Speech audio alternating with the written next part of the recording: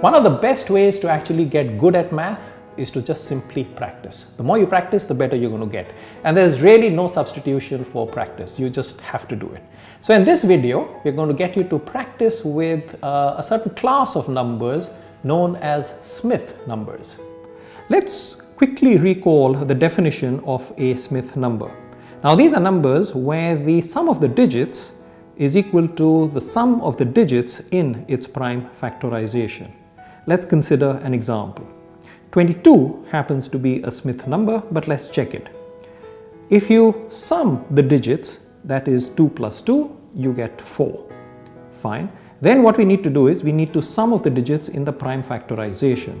So the prime factors of 22 are 2 and 11. 2 times 11 is equal to 22. Now if you look at the digits in the prime factorization, it's 2, 1 and 1. So if you sum the digits in the prime factorization, we'll get 2 plus 1 plus 1, which is equal to 4. So as the sum of the digits is equal to the sum of the digits in its prime factorization, the number 22 is a Smith number. The best way to master any concept is to actually practice a lot. So we're going to give you a few questions related to Smith numbers. So here's question number 1, which we think is actually a fun question. And that is your age a Smith number? So that's the question for you. You know what your age is, and what we want you to do is find out whether it's actually a Smith number or not. Now let's get on to question number 2.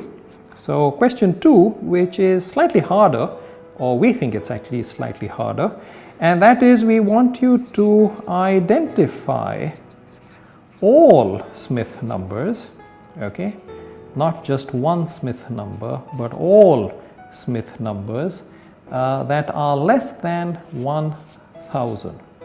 Okay, so that will certainly take a little bit more time, energy and effort to identify all Smith numbers that are less than 1000. And question number 3 is probably the hardest question, but it might just turn out to be the most fun question. What we want you to do is find out if your telephone number